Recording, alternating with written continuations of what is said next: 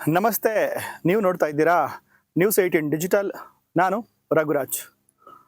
ಒಂದು ಕಾಲದಲ್ಲಿ ಕೋಲಾರ ಅಂತಂದ್ರೆ ಅದು ಕಾಂಗ್ರೆಸ್ ಭದ್ರಕೋಟೆ ಅಂತಾನೆ ಗುರುತಿಸಿಕೊಳ್ಳಲಾಗಿತ್ತು. ಆದರೆ ಕಳೆದ 2 ಲೋಕಸಭಾ ಚುನಾವಣೆಯಲ್ಲಿ ಇಲ್ಲಿ ಕಾಂಗ್ರೆಸ್ ಅಭ್ಯರ್ಥಿಗಳು ಸರಣಿ ಸೋಲನ್ನ ಕಂಡಿರ್ತಕ್ಕಂಥದ್ದು ಎಲ್ಲರೂ ಕೂಡ ಗೊತ್ತಿರುವಂತ ವಿಚಾರ. ಅದರಲ್ಲೂ ಪ್ರಮುಖವಾಗಿ 2019ರ ಲೋಕಸಭಾ ಚುನಾವಣೆಯಲ್ಲಿ ಏನು KH ಮುನಿಯಪ್ಪರನ್ನ ಬಿಜೆಪಿ ಅಭ್ಯರ್ಥಿ ಸೋಲಿಸಿದ್ರು.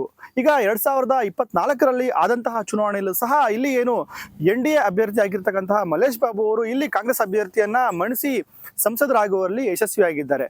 ನಾವು ಈ ಕಳೆದ ಒಂದು 10 ವರ್ಷದಿಂದ ಕೋಲಾರದಲ್ಲಿ ಕಾಂಗ್ರೆಸ್ ಶಾಸಕರ ಸಂಖ್ಯೆ ಕೂಡ ಬಹಳಷ್ಟು ಹೆಚ್ಚಿತ್ತು. ಈಗಲೂ ಕೂಡ ಕಾಂಗ್ರೆಸ್ ಶಾಸಕರ ಸಂಖ್ಯೆ ಹೆಚ್ಚಿದ್ರು ಕೂಡ ಲೋಕಸಭಾ ಚುನಾವಣೆ ಒಂದು ಸಂದರ್ಭದಲ್ಲಿ ಕಾಂಗ್ರೆಸ್ ಪಕ್ಷದಲ್ಲಿ ಇರ್ತಕ್ಕಂತಹ ಕೆಲವೊಂದು ಭಿನ್ನಮತಗಳು ಮತ್ತೆ ಕೆಲವೊಂದು ನಾಯಕರ ಪಕ್ಷಾಂತರದಿಂದ ಕಾಂಗ್ರೆಸ್ ಪಕ್ಷಕ್ಕೆ ಸೋಲಾಯಿತು ಅಂತಕ್ಕಂಥ ಒಂದು ವಿಚಾರ ಕೂಡ ಈಗಾಗಲೇ ಎಲ್ರಿಗೂ ಗೊತ್ತಿರುವಂತ ವಿಚಾರ.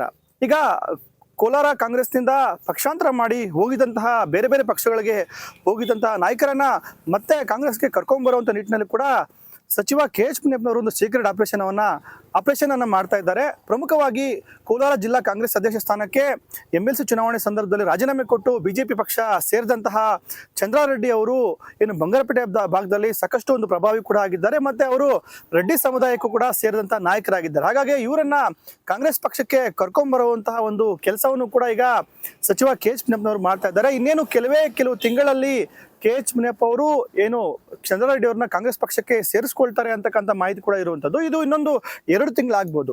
ಇದು ಒಂದ್ ಕಡೆ ಆದ್ರೆ ಇದರಿಂದ KH ಮುನಿಯಪ್ಪನವರಿಗೆ ಸಾಕಷ್ಟು ಲಾಭ ಕೂಡ ಇರುವಂತದ್ದು. ಅದರಲ್ಲೂ ಪ್ರಮುಖವಾಗಿ ಬಂಗಾರಪೇಟೆ ಮತ್ತೆ KGF ಭಾಗದಲ್ಲಿ ರೆಡ್ಡಿ ಸಮುದಾಯದ ಒಂದು ಮತಗಳನ್ನು ಕೂಡ ಸೆಳೆಯುವಂತ ನಿಟ್ಟಿನಲ್ಲಿ ಇದು ಕೂಡ ಒಂದು ಪ್ರಯತ್ನ ಕೂಡ ಆಗಿರ್ಬೋದು. ಮತ್ತೊಂದು ಕಡೆ ಮುಳಬಾಗಿಲು ವಿಧಾನಸಭಾ ಕ್ಷೇತ್ರದಲ್ಲಿ ವಿಧಾನಸಭೆ ಚುನಾವಣೆಯಲ್ಲಿ ಪಕ್ಷದ ವಿರುದ್ಧ ಮುನಿಸ್ಕೊಂಡು JDS ಪಕ್ಷಕ್ಕೆ ಬೆಂಬಲ ಕೊಟ್ಟಿದ್ದಂತಹ ಏನು ಹಿಂದೆ ಬ್ಲಾಕ್ ಕಾಂಗ್ರೆಸ್ ಅಧ್ಯಕ್ಷರು ಕೂಡ ಆಗಿದ್ರು ಆನಂದ್ ರೆಡ್ಡಿ ಅವರು ಮತ್ತೆ ಕಾಂಗ್ರೆಸ್ ಪಕ್ಷವನ್ನ ಸೇರ್ತಾರೆ ಅಂತಕ್ಕಂಥ ವಿಚಾರ ಕೂಡ ಈಗ ಮುನ್ನೆಲೆಗೆ ಬಂದಿದೆ. ಸಚಿವ KH ಮುನಿಯಪ್ಪನವರು ಆನಂದ್ ರೆಡ್ಡಿ ಅವರ ಮನೆಯಲ್ಲಿದ್ದಂತಹ ಒಂದು ಶುಭ ಒಂದು ಕಾರ್ಯಕ್ರಮಕ್ಕೆ ಭೇಟಿ ಕೊಟ್ಟಂತಹ ವೇಳೆಯಲ್ಲಿ ಅವರನ್ನ ಪಕ್ಕದಲ್ಲಿರಿಸಿಕೊಂಡು ಒಂದು ಮಾತನ್ನ ಹೇಳ್ತಾರೆ. ಮತ್ತೆ ಕಾಂಗ್ರೆಸ್ ಪಕ್ಷಕ್ಕೆ ಆನಂದ್ ರೆಡ್ಡಿ ಅವರು ಬರ್ತಾರೆ, ಪಕ್ಷಕ್ಕೆ ಬಲ ಕೊಡುವಂತಹ ಕೆಲಸವನ್ನು ಕೂಡ ಮಾಡ್ತಾರೆ. ಮತ್ತೆ ಪಕ್ಷದ ಒಂದು ಬಲವರ್ಧನೆಗೂ ಕೂಡ ಒಂದು ಪ್ರಯತ್ನವನ್ನು ಮಾಡ್ತಾರೆ. ಮುಂದೆ ದಿನಗಳಲ್ಲಿ ಅವರು ಕಾಂಗ್ರೆಸ್ ಪಕ್ಷಕ್ಕೆ ಬರ್ತಾರೆ.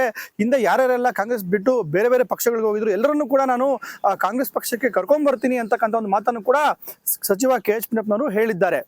ಆನಂದ್ ರೆಡ್ಡಿ ಆ ಕುಟುಂಬ ನಮಗೆ ಅಣ್ಣ ತಮ್ಮಂದಿರಿಗೆ ಹೆಚ್ಚಿಗೆ ಎಲ್ಲ ಕಷ್ಟಗಳಲ್ಲೂ ನನ್ನ ಜೊತೆಯಲ್ಲಿದ್ದಾರೆ. ಸುಮಾರು 20-25 ವರ್ಷದಿಂದ ಶಿಸ್ತಿನ ಸಿಪಾಯಿಯಾಗಿ ನಮ್ಮ ಜೊತೆಯಲ್ಲಿದ್ದಾರೆ. ಅವರೆಲ್ಲ ಕಾರ್ಯಗಳು ಕೂಡ ಆಶೀರ್ವಾದ ಮಾಡಬೇಕು. ಬಂದಿದ್ದೀನಿ, ಆ ಮಕ್ಕಳಿಗೆ ಒಳ್ಳೆಯದಾಗಲಿ. ಇವಾಗ ಕೂಡ ಆನಂದ್ ರೆಡ್ಡಿ ಮುಂದೆ ಕಾಂಗ್ರೆಸ್ ಸಾಗರ ಜೊತೆಯಲ್ಲಿ ಇರಬೇಕು ಅಂತ ಕೂಡ ಸಲಹೆ ಮಾಡ್ತೀವಿ. ಅವ್ರು BJPಗೆ ಹೋದಂಗೆ ಇವರು ಏನೋ ಕೋಪ ಮಾಡ್ಕೊಂಡು ಹೋಗಿದ್ದರು, ಅದಕ್ಕೆ ಮತ್ತೆ ಮನೆಗೆ ವಾಪಸ್ ಬಂದಿದ್ರು. ಸನ್ನಿವೇಶ ಮಾಡೋಣ, ಪಾರ್ಟಿ ಬಿಟ್ಟಿಲ್ಲ, ಅಕಸ್ಮಾತ್ ಅಲ್ಲಿ ಹೋಗಿ ಬಂದಿದ್ದಾರೆ ಬಿಟ್ಟರೆ ರಾಜಕೀಯವಾಗಿ ರಾಜೀನಾಮೆ ಕೊಟ್ಟಿದ್ದೀನಿ, ನಾನು ಕಾಂಗ್ರೆಸ್ ಬಿಟ್ಟಿದ್ದೀನಿ. ಯಾಕಂದರೆ ಕಾಂಗ್ರೆಸ್ ಅವ್ರನ್ನ ಅಧ್ಯಕ್ಷರು ಮಾಡಿದ್ದೆ, ಎಲ್ಲ ಶಕ್ತಿನೂ ಕೊಟ್ಟಿದ್ದೀವಿ. ಆದರೆ ಲೋಕಲ್ ರಾಜಕೀಯಗಳಲ್ಲಿ ಈ BJP ಕಾಂಗ್ರೆಸ್ ಅಂತೆಲ್ಲ BJPಗೆ ಹೋಗ್ಬಿಟ್ರಲ್ಲ, ಅವಾಗ ಆ ಕಡೆ ಆಗಿವೆ, ತಿರುಗಿವೆಲ್ಲ ವಾಪಸ್ ಬರ್ತಾರೆ. ಪಕ್ಷದ ಕಟ್ಟಬೇಕು ಮತ್ತು ನಿನಗೆ ಜವಾಬ್ದಾರಿ ಇದೆ, ನೀನೆಲ್ಲ ಅನುಕೂಲವಾಗಿದೆಯಾ, ಆಫೀಸ್ ಕಟ್ಟಬೇಕು ಕಾಂಗ್ರೆಸ್ ಅಂತೇಳಿ ಕೂಡ ಹೇಳಿದ್ದಾರೆ. ಆ ಕಾಲ ಸನ್ನಿಹಿತವಾಗ್ತಾ ಇದೆ. ಈ ಬಗ್ಗೆ ಏನು ಆನಂದ್ ರೆಡ್ಡಿ ಅವರು ಕೂಡ ಪ್ರತಿಕ್ರಿಯೆಯನ್ನು ಕೊಟ್ಟಿದ್ದಾರೆ. ನಾನು ಸದ್ಯ ಈಗ ತಟಸ್ಥವಾಗಿದ್ದೀನಿ, ಕಾಂಗ್ರೆಸ್ ಪಕ್ಷಕ್ಕೆ ಹೋಗಬೇಕು ಅಥವಾ ಇರಬೇಕು ಅನ್ನೋದ್ರ ಬಗ್ಗೆ ಮುಂದೆ ನಾನು ಯೋಚನೆ ಮಾಡಿ ಸಚಿವ KH ಮುನಿಯಪ್ಪನವರ ಮಾರ್ಗದರ್ಶನದಂತೆ ಮುಂದೆ ನಡೀತೀನಿ ಅಂತಕ್ಕಂಥ ಒಂದು ಮಾತನ್ನು ಕೂಡ ಹೇಳಿರೋದು ನೋಡ್ತಾ ಇದ್ರೆ ಒಂದ್ ಕಡೆ ಅವರು ಕೂಡ ಕಾಂಗ್ರೆಸ್ ಪಕ್ಷಕ್ಕೆ ಮತ್ತೆ ಸೇರ್ತಾರೆ ಅಂತಕ್ಕಂಥ ಚರ್ಚೆ ಕೂಡ ಈಗ ಆರಂಭ ಆಗ್ತಾ ಇರುವಂತದ್ದು. 30 ವರ್ಷದಿಂದ ಅವ್ರ ಮನೆ ನಮ್ಮ ಮನೆ ಸಂಬಂಧ ಇದೆ. ಇಬ್ಬರಿಗೂ ಅಲ್ಲಿ ಕಾರ್ಯಕ್ರಮ ಆಗಲಿ ನಮ್ಮ ಮನೇಲಿ ಕಾರ್ಯಕ್ರಮ ಆಗಲಿ ಬಂದು ಇಲ್ಲಿ ಆಶೀರ್ವಾದ ಮಾಡ್ತಾರೆ, ನಾನು ಅಲ್ಲಿರ್ತೀನಿ. ಮತ್ತು ಕ್ಯಾಬಿನೆಟ್ ಇದ್ರೂ ಅವ್ರಿಗೆ 11 ಗಂಟೆಗೆ CM ಕರೆದಿದ್ದರು. ಆದ್ರೂ 4:15 ಎದ್ದು ಸ್ನಾನ ಮಾಡಿಕೊಂಡು ಪೂಜೆ ಮಾಡಿ ನಮ್ಮ ಮನೆಗೆ ಇಷ್ಟೊತ್ತಿಗೆ ತಲುಪಿದ್ದಾರೆ ಅಂದರೆ ಅವ್ರಿಗೂ ನನ್ನ ಹೃದಯಪೂರ್ವಕ ಕೃತಜ್ಞತೆಯನ್ನು ತಲುಪಿಸ್ತೀನಿ. ಅವ್ರದ್ದು ಯೋಚನೆ ಮಾಡೋಣ. ಪ್ರಸ್ತುತ ರಾಜಕೀಯ ಬೇಡ, ಕಾರ್ಯಕ್ರಮ ಬಂದಿದ್ದಾರೆ, ತಾವು ಕೇಳಿದಾಗ ಹೇಳಿರ್ಬೋದು, ಅವರು ಯೋಚನೆ ಮಾಡ್ತೀನಿ. ಅದನ್ನು ಇಲ್ಲ, ಮನಸ್ತಾಪ ಏನಿಲ್ಲ, ನಮ್ಮದೇನಿಲ್ಲ. DK ಅವರೇನೋ ಮಾತು ಕೊಟ್ಟಿದ್ದಾರೆ ಅಂತ DK ಅವರು ಸ್ಟಾರ್ಟಿಂಗಲ್ಲಿ ಮಾತಾಡಿದರು. ಮತ್ತು ಎಲೆಕ್ಷನ್ನು ನಮ್ಮ ಸಮೃದ್ಧಿ ಗೆದ್ದ ಮೇಲೆ ಒಂದ್ಸಲ ಭೇಟಿ ಆಗಿದ್ರು.